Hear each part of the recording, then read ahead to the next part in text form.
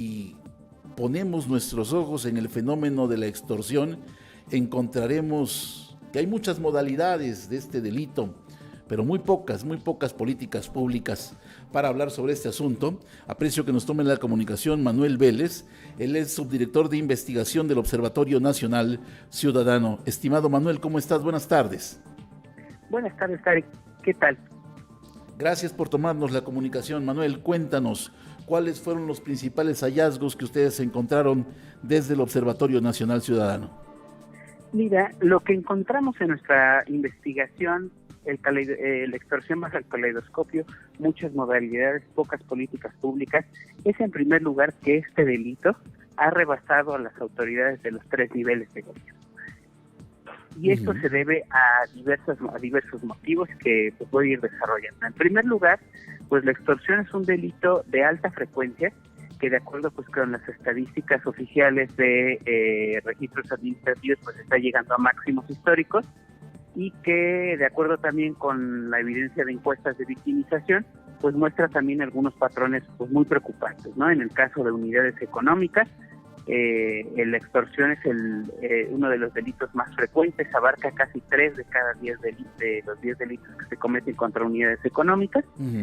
Pero no solo es un problema de cantidad de extorsiones, es un problema del tipo de extorsión, de las modalidades que hay, porque pues cada una involucra sujetos activos distintos. Encontramos, además de los típicos grupos delictivos que se encargan de extorsionar, pues también encontramos autoridades, encontramos incluso exautoridades que se dedican a extorsionar a unidades económicas y a igual a hogares. Entonces hay una diversidad también significativa de estos sujetos activos y también de los medios comisivos.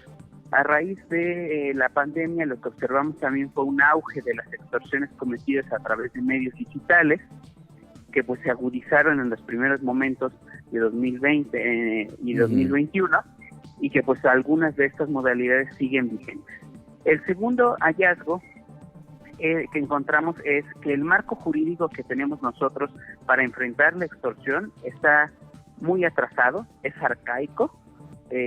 La última vez que se modificó, por ejemplo, el tipo penal previsto en el Código Penal Federal fue en 1984 y pues ya estaremos de acuerdo que pues ya han pasado suficientes años para que se emprenda una reforma. Y además, en los 32 códigos penales, pues todavía en algunos no se reconoce que el principal daño que hay cuando se cometen extorsiones es un daño patrimonial. Pero lo que la evidencia muestra es que la extorsión no es únicamente un efecto, causa daños patrimoniales, tiene muchos efectos en la seguridad de las personas, incluso en el libre desarrollo de la personalidad, como lo que pudiera ocurrir con las extorsiones, ¿no? Entonces, es un tipo penal que pues ya está caduco. También no encontramos homogeneidad en las penas y las sanciones. Entonces tenemos algunas entidades que pues lo sancionan con muy poquitos años de cárcel y otras que lo sancionan con muchísimos años de cárcel, ¿no? Entonces no hay una homogeneidad en cuanto a cómo son y cómo se deberían sancionar.